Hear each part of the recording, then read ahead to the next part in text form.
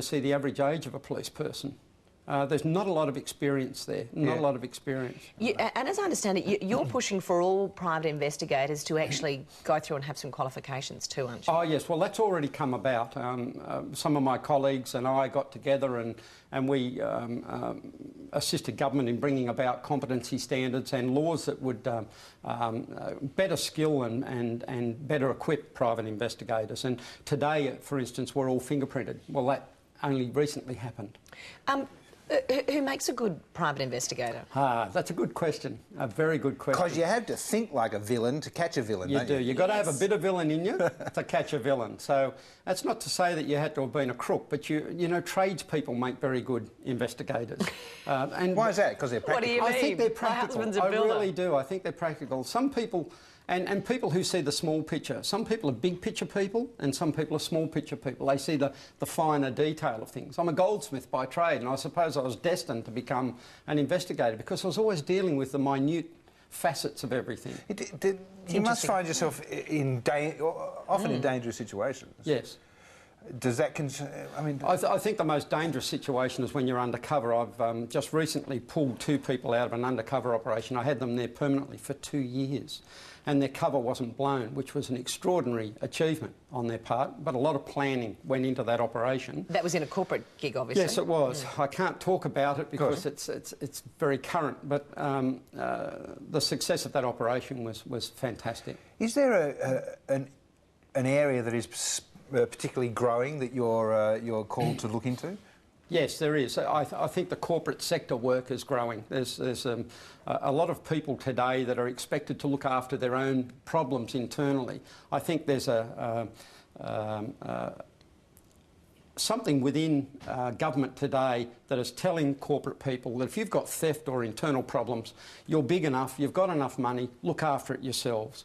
Outsource that to a private investigation company and let them get the evidence. Can you give us a typical example of? Yeah, recently I had a corporate client. They were a printing company. They ran for 20 hours continuously. But the nighttime production was way down, way down, and they couldn't understand why it was down. So there were some grave suspicions that they might have been manipulating the time clocks and perhaps not turning up to work. So we applied for a warrant under the Workplace Surveillance Act and we installed hidden cameras.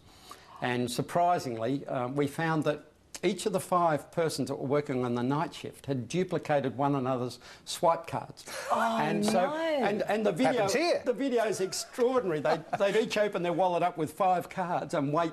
You know, they'd swipe one and then they'd just wait around for a few moments, then swipe another one, and there was only one fellow working on each night shift. Oh, and he didn't. And he was running around like a mad person, trying to get all the machinery going and so forth. Look, I want to ask you about shows in the US. There's one called Cheaters, and there's another one called Dog, the Bounty Hunter. How much damage do those... I mean, I'm glued to Dog, the Bounty Hunter. And his wife. And his wife. I'm cringing. He's much tougher than Dog, can I say? Yeah.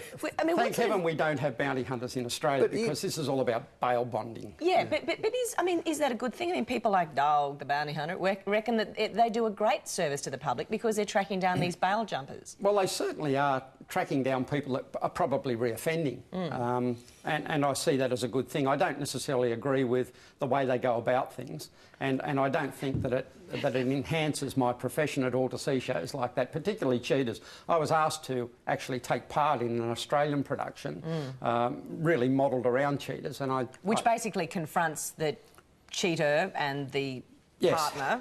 In the act. And it's pretty tacky stuff. I don't think we really need to see that. I don't think it serves any great purpose.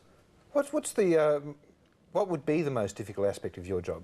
I suppose often you have to deliver bad news. Yes. Well, there's a box of tissues that sits on my desk and it's not there for me to cry over the weekly takings. It's there for me to hand out to people that come in because everyone that comes to me has a problem. No one comes to me with a great story. They all come to me with a problem and I've got to solve their problems. And, you know, most people, 98% of people that come to us are right about their suspicions. Yes. Are they? Whether yes, 98%. They know it. By the time they agonise enough to come to a private investigator and talk about their most personal things, about problems in their lives, they already know it. They've agonised over it for so long. They just don't have the proof. So when you give them that bad news, I mean, Gosh, you'd want to be very careful in the way you deliver it because, I mean, they could go and do anything, couldn't they? And it's a very good point. I've had people, I had one man actually, I was showing him some video of his wife having an affair with somebody else, and he put his fist through the television set in my office, and I had no idea he was going to do this. He was calm, he appeared calm,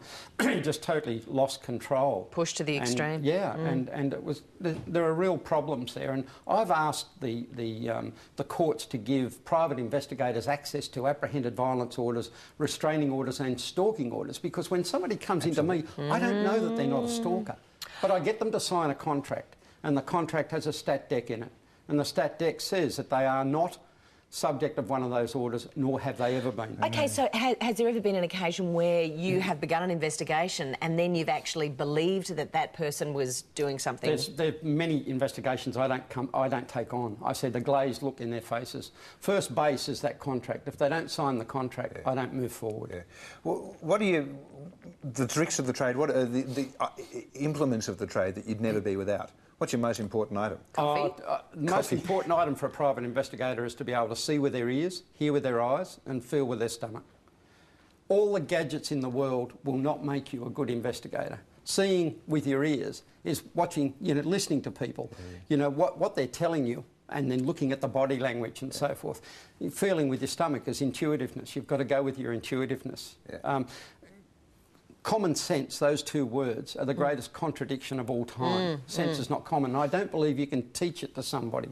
You can teach them a whole lot of skills and you can give them a whole lot of gadgets, but nothing beats, being able to see with your ears and hear with your eyes and feel with your stomach. Yeah. All right, look, just before we go, I just wanted to ask you, I mean, I'm a bit obsessed with Dog, the bounty hunter. I don't have any video. Do you have a nickname that you work under?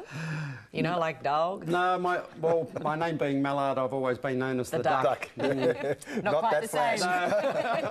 Thanks, Duck. It's lovely to meet you. Thank you for coming this morning. Thanks very much. All right, we've got an arresting amount of 9am still to come after this.